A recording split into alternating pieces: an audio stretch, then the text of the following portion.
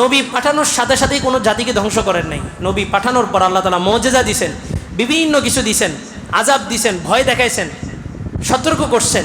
যখন জগতের মানুষ, ওই যুগের মানুষ, ওই অঞ্চলের মানুষ, নির্দিষ্ট গ্রামের মানুষ যখন নিশ্চিত হয়েছে যে ইনি আল্লাহর রসুল, তারপরে যা না মানার কারণে আল্লাহ তাআলা কী করছেন? ধ্বংস করছেন। এক নূহ আলাইহিস সালামকে আল্লাহ বলেন আলফা সানাতিন ইল্লা খামসিনা আমা, 50 বছর বাদ দিয়ে 1000 বছর তাকে আমি হায়াত দিছি। 50 বছর বাদ হইলে তাহলে কত বছর? 950 বছর। এটা কোরআনের আয়াত। এখন কয় যে 9 থেকে 950 বছর হায়াত পাইছেন। না, 9 থেকে 950 না, কোরআন যেটা বলছে এটাই বাস। কোরআন বলছে আলফা সানাতিন ইল্লা খামসিনা আমা, 50 বছর বাদ দিয়ে 1000 বছর হায়াত দিস। তা আল্লাহর কাছে কি 50 বছরের হিসাব নাই? 50 বছর বাদ দিয়ে 1000 বছর হলে কত বছর? 950 বছর। একমাত্র নূহ আলাইহিস সালাম এত লম্বা হায়াত পাইছেন, বাকি কেউ পান নাই। উনি 7 থেকে 8টা জেনারেশনের লিড দিছেন। 7 থেকে 8টা জেনারেশন, নাতির ঘরের খুন্তি পুন্তি যা আছে 8টা জেনারেশন ইনি পাইছেন। 8 জেনারেশনের মানুষ ওনার দাওয়াত গ্রহণ করেন নাই। সর্বশেষ জেনারেশনের মানুষের কাছে উনি দাওয়াত দিছেন, ইন্নী দাউতু কওমি লাইলান ওয়া নাহারা, সকাল সন্ধ্যা ওদেরকে আমি দাওয়াত দিতেছি। ফালাম ইয়াজিদহুম দুআই ইল্লা ফিরারা। তাবলিগ জামাত ওই দেখবেন বিকালবেলা মাঠে পোলাবেন খেলে না, ওই গাছতে যদি ওইদিকে যায়, এদিকে তো নাই, এদিকে দাওয়াতেরই কাজ নেই আমার মসজিদে, আর আশপাশে তো মাঠও নাই। দাওয়াত নির্দিষ্ট ফোরাম, ওই কয়েকজন ব্যবসায়ীকে দাওয়াত দেয়, ওনারাও জানে প্রতি সপ্তাহে আসি কী বলবে। তো জামাত যাওয়ার সাথে সাথেই বলে হুজুর যান মাগরিবে আসমো। তা আমরা ছোটোবেলায় দেখতাম যে আমরা খেলার মাঠে যখন খেলতাম, তাবলিগ জামাত গেলে পোলাবেন সব পারতো যে এখন আসছে, খেলা বন্ধ করে সবাই কী করবে? দাওয়াত। তো নূহ আলাইহিস সালামের যুগে নূহ আলাইহিস সালামের কওমকে যখন উনি দাওয়াত দিতে যেতেন, ফালাম ইয়াজিদহুম দুআই ইল্লা ফিরারা, খালি মানুষ ভাগতো। ওয়া ইন্নী কুল্লামা দাউতুহুম লিতাগফিরা লাহুম জাআলু আসাবিআহুম ফি আযানিহিম ওয়াস্তাগশাউ থিয়াবাহুম ওয়া আসাল্লু ওয়াস্তাকবারু ইস্তিকবারা। দাওয়াত দিতে গেলে তারা কানের মধ্যে চিপ বসায় দিত, আঙ্গুল দিয়া ছিদ্র বন্ধ করে দিত, মুখের উপরে কাপড় বসায় দিত, ওয়া আসাল্লু ওয়াস্তাকবারু ইস্তিকবারা, অহংকার করত। 950 বছর দাওয়াত দিছেন। নূহ না হাইয়া নূহ শব্দের অর্থ হচ্ছে যার দিলটা অনেক নরম হয়। দিল নরম হয় ওই সমস্ত মানুষগুলা, যে সমস্ত মানুষগুলা কান্নাকাটি করে বেশি। যারা কান্নাকাটি করে বেশি, এদের দিলটা কি হয়? নরম হয়। মহিলাদের দিলটা নরম হয়, কারণ মহিলারা কথায় কথায় কী করে? কান্নাকাটি করে। তো নূহ আলাইহিস সালামকে নূহ বলা হইতো কেন? ওনার দিলটা সবচেয়ে নরম ছিল। এই নরম নবী পর্যন্ত 950 বছর পর্যন্ত দাওয়াত দিছেন, দিয়া এরপরে ধৈর্যের বাঁধ ভেঙে করছেন বদদুয়া। قال نوح رب لا تذر على الارض من الكافرين ديارا, আল্লাহ জমিনের উপরে একটা কাফেরকে আপনার রেখেন না, সবগুলা কাফেরকে আপনি ধ্বংস করে দেন। আবার শুধু বদদুয়া না, বদদুয়ার পিছনে সিলমের আল্লাহকে একটা ছেড়ও দিয়েছেন, ইন্নাকা ইন তাজারহুম ইউদিল্লু ইবাদাক ওয়ালা ইয়ালিদু ইল্লা ফাজিরান কাফারা। আপনি যদি ধ্বংস না করেন না, তো মনে রেখেন যেগুলা থাকবো, এগুলার বংশ থেকে যেগুলো আসবো, ওগুলো আরও বড় জারজ সন্তান কাফের হবে, আপনার সমস্ত বান্দাদেরকে গুমরা করে দেবে। তাহলে শুধু বদদুয়া না, বদদুয়ার পিছনে আবার আল্লাহকে একটা কিও দিয়েছেন, ছেটও দিয়েছেন। এরপর আল্লাহ তাআলা নূহ আলাইহিস সালামকে বললেন ওয়াসনাইল ফুলকা বিআয়ুনিনা, আমার চোখের সামনে একটা নৌকা বানাও।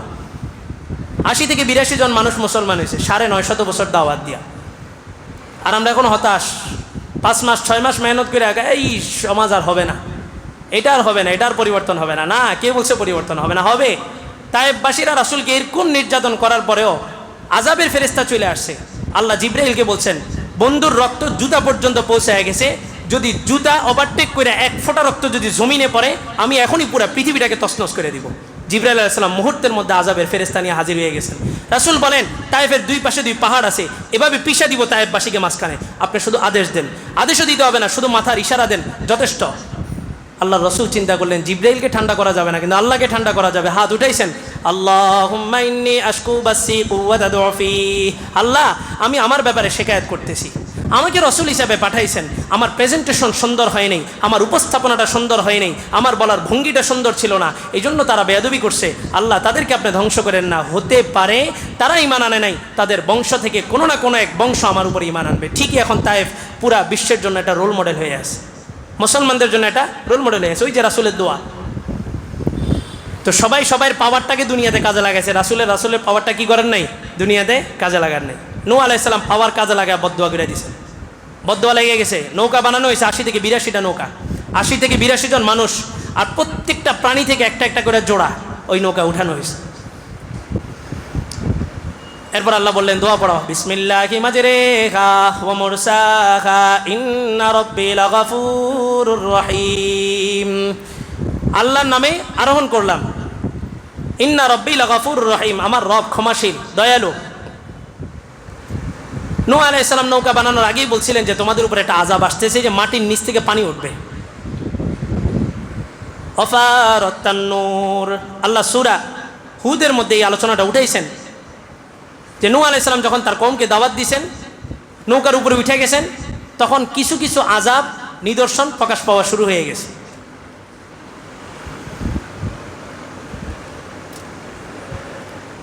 হাত্তা ইযা জাআ আমরুনা ফারাত তান্নুর, আল্লাহ বলেন আমার আযাব চলে আসলো, মাটির নিচে যে তন্দুরের চুলা আছে, চুলা থেকে পানি বের হওয়া শুরু হলো।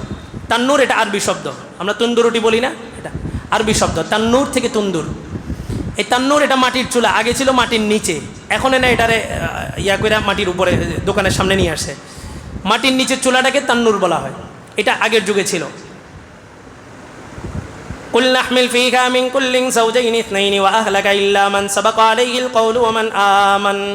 আল্লাহ বললেন প্রত্যেকটা প্রাণী থেকে এক জোড়া করে উঠাও, ইল্লা মান সাবাকা আলাইহিল কওল ওয়া মান আমান, আপনার সাথে যারা ঈমান আনছে তারা ব্যতীত বাকিরা কেউ উঠতে পারবে না। ওয়া মা আমানা মাআহু ইল্লা কলিল, অল্প কিছু মানুষই নবীর উপরে কি আনছিল, ঈমান আনছে। এরপরে যখন পানি বাইরে শুরু হয়েছে, ওই যুগের মানুষ তারিখের পাতায় আসছে 70 থেকে 80 ফিট লম্বা হইতো, আমরা সর্বোচ্চ 4 ফিট বা 5 ফিট 6 ফিট। তাহলে এবার একটু কল্পনা করেন 70 থেকে 80 ফিট মানে কয়তলা ভবন, মিনিমাম 20 থেকে 25 তলা ভবন, এত বড়। কিছু কাহাওয়াত গল্প এরকম বলা হয় বিভিন্ন জায়গায়, এগুলো গল্প, এগুলো হাদিস বা কোরআন দ্বারা প্রমাণিত না, যে তারা সমুদ্র থেকে মাছ উঠে সূর্য ধরতো, মাছ কি হয়ে যেত, বাজি হয়ে যেত। আমার কথা হইলো যে মাছ যদি বাজি হয়ে যায় তাহলে তো হাতের হাত যেটা আছে হাতেটাও তো বাজি হয়ে যাওয়ার কথা ছিল। এটা একটা গল্প আর কি, যাক বিভিন্ন বক্তারা স্টেজে বলে, কোরআন হাদিসে এগুলো কোনো কিছু বর্ণনা করা হয়নি। তো 70 থেকে 80 ফিটও যদি ধরি তাহলে মানুষটা কত লম্বা। তো এবার দেখেন আল্লাহ তাআলা বিবরণটা তুলে ধরছেন, ওয়াহিয়া তাজরি বিহিম ফি মাউজিন কাল জিবাল। আযাব কি আস্তে আস্তে আসে নাকি? মুহূর্তের মধ্যে পানি একদম গলা সমান হয়ে গেল। নৌকা যেটা বানাইছে, নৌকাটা ওয়াহিয়া তাজরি বিহিম, সবাইকে নিয়ে চলতে শুরু করলো, ফি মাউজিন কাল জিবাল, এমন এমন ঢেউয়ের মাঝখানে যে ঢেউগুলা পাহাড় সমান উঁচু ছিল, এরকম ঢেউয়ের ভিতর দিয়ে নৌকা চলা শুরু হলো। নূহ আলাইহিস সালামের একটা ছেলে ছিল কেনান, কেনান ছিল কাফের। ডাক দিলেন, ওয়ানাদা নূহুন ইবনাহু ওয়া কানা ফি মাযিলি ইয়া বুনাইয়া আরকাম মা'না ওয়া লা তাকুম মা'আল কাফিরিন। ছেলেকে বললেন, ইয়া বুনাইয়া ইরকাব মা'না, আসো আমাদের সাথে আরোহণ করো, মানে কি ঈমান আনো, নৌকায় উঠো। ওয়া লা তাকুম মা'আল কাফিরিন, কাফেরদের দলভুক্ত হইও না। ছেলে ঈমানও আনে নাই, নৌকা উঠে নাই, সে যুক্তি দিচ্ছে, সাআবি ইলা জাবালিন ইয়াসিমুনি মিনাল মা। আরে আমি কত ফুট লম্বা, 70-80 ফিট লম্বা। আর ওই যুগের পাহাড়ের একটা বৈশিষ্ট্য হলো ওয়াল জিবালা আওতাদা, আল্লাহ তাআলা বলেন পাহাড়গুলোকে আমি জমিনের উপরে পেরেক হিসেবে গাড়ছি। তো পেরেক হিসেবে গাড়লে পেরেকের উপরের মাথা যতটুকু দেখি আমরা, তার চাইতে কয়েক গুণ বেশি পেরেকের গভীরতা ভিতরে থাকে, তাই না? তো পাহাড়গুলোকে আল্লাহ বলছেন পেরেক, এই পাহাড়ের উচ্চতা আমরা যতটা দেখি, পাহাড়ের তার চাইতে দ্বিগুণ নিম্নতা, নিচের দিকে গভীরতা থাকে। এই জমিনকে পানির উপরে বিছানোর পরে জমিন নড়াচড়া শুরু করলেন। আল্লাহ বললেন, ওয়াল জিবালা আওতাদা, জমিনের বিভিন্ন প্রান্তে আমি পাহাড়গুলোকে পেরেক হিসেবে গেড়ে দিলাম, জমিনটা স্থির হয়ে গেল। সে বলে যে আমি 70-80 ফিট লম্বা, আর পাহাড়ও আছে আপনার 100-200 ফিট লম্বা। আমি অচিরেই সাআবি ইলা জাবালিন ইয়াসিমুনি মিনাল মা, একটা পাহাড়ের চূড়ায় আশ্রয় নিব, ইয়াসিমুনি মিনাল মা, যে পাহাড় আমাকে পানি থেকে কি দিবে, আশ্রয় দিবে। নূহ আলাইহিস সালাম বললেন, ক্বালা লা আসিমাল ইয়াউমা মিন আমরিল্লাহি ইল্লা মান রাহিম, যে আল্লাহর আযাব যখন চলে আসে তখন আল্লাহ যার উপর দয়া করেন ওই ব্যক্তি ছাড়া আর কেউ আযাব থেকে কি পাইতে পারে না, রেহাই পাইতে পারে না। এই কথা বলতেছেন ছেলের সাথে, ছেলেরে বুঝাইতেছেন, ছেলে যুক্তি দিচ্ছে, ছেলেকে বুঝাচ্ছেন, যুক্তি দিচ্ছে। এই কথা চলতে না চলতে আল্লাহ বলেন, ওয়া হালা বাইনাহুমাল মাউজু ফাকানা মিনাল মুকরাকিন, এক বিশাল ঢেউ চলে আসলো, বাপ ছেলেকে দুই দিকে নিয়ে গেছে। এই ছেলে কেনানকে 70-80 ফিট লম্বা এই ছেলেটাকে পানির মধ্যে আল্লাহ তাআলা বলেন আশ্রয় আমি মাইরা তাকে মরা খেজুর গাছের মতো জমিনের উপরে শোয়া রাখছে। 40 দিন পর্যন্ত এই পানি প্লাবন পুরা পৃথিবীর মানুষ সব কিছুকে তছনছ করে দিছে। 40 দিন পর্যন্ত এই প্লাবন ছিল। এই জন্য নূহ আলাইহিস সালামের নূহ আলাইহিস সালামকে দ্বিতীয় আদিপিতা বলা হয়। প্রথম আদিপিতা আদম আলাইহিস সালাম, দ্বিতীয় আদিপিতা নূহ আলাইহিস সালাম। কারণ এই পুরা পৃথিবীটাকে আল্লাহ তাআলা শেষ করে দেওয়ার পরে আবার নূহ আলাইহিস সালামের মাধ্যমে পুনরুজ্জীবিত করছেন। وقيل يا أرض ابلعي ماءك ويا سماء أقلعي وغيض الماء وقضي الأمر واستوت على الجودي وقيل بعدا للقوم الظالمين। আল্লাহ তাআলা বললেন আমি জমিনকে আদেশ করলাম, জমিন আরদু ইবলাই মাআক, তোমার পানিগুলোকে তুমি গিলে নাও। ওয়া সামা আকলিই, আর আসমানকে বললাম তুমি তোমার বৃষ্টি বর্ষণকে বন্ধ করো। ওয়াগীদাল মা, পানিগুলো শুকিয়ে গেল। ওয়াকুদি আলাম, আল্লাহ তাআলা সিদ্ধান্ত চূড়ান্ত বাস্তবায়ন হয়ে গেল। ওয়াস্তাওয়াত আলাল জুদি, এই নৌকাটা যে একটা জুদি নামক পাহাড়ের উপরে অবস্থান করলো। এবার নূহ আলাইহিস সালাম 40 দিন পর ছেলে সন্তান সব কিছু হারায় উনি আল্লাহর কাছে প্রার্থনার হাত উঠাইলেন। ওয়ানাদা নূহুর রাব্বাহু ফাকালা রাব্বি ইন্না বিনি মিন আহলি ওয়া ইন্না ওয়াদাকাল হক ওয়া আনতা আহকামুল হাকিমিন। আয় আল্লাহ, আমার ছেলে আমারই পরিবারের অন্তর্ভুক্ত। ওয়া ইন্না ওয়াদাকাল হক, আপনার ওয়াদাই চূড়ান্ত সত্য। ওয়া আনতা আহকামুল হাকিমিন, আপনি তো সর্বোচ্চ ন্যায় বিচারক। আল্লাহর একটু প্রশংসা করছেন, আল্লাহর একটু মন গলানোর জন্য। আল্লাহ ডাক দিয়া ধমক দিয়া বললেন, ক্বালা ইয়া নূহ ইন্নাহু লাইসা মিন আহলিক ইন্নাহু আমালুন গায়রু সালিহ। ওটা তোমার সন্তান কিভাবে, তোমার পরিবার হয় কিভাবে, সে তো খারাপ কাজ করত। ফালা তাসআলনি মা লাইসা লাকা বিহি ইলমুন ইন্নী আইযুকা আন তাকুনা মিনাল জাহিলিন। এখানে একটা কথা নবীর শানের সাথে যায় না, তারপর তাফসীরি কিতাবে আসছে এটা নবীর খারাপি হিসাবে বলা না, একটা বাস্তবতা তুলে ধরা।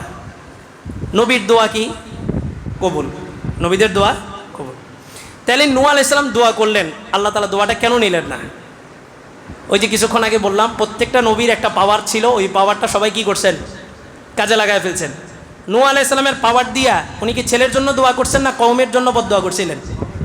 কিছুক্ষণ আগে কওমের জন্য কি করছেন, বদদোয়া করছেন। এই জন্য আল্লাহ তাআলা ধমক দিয়া বললেন, ফালা তাসআলনি মা লাইসা লাকা বিহি ইলমুন ইন্নী আইযুকা আন তাকুনা মিনাল জাহিলিন।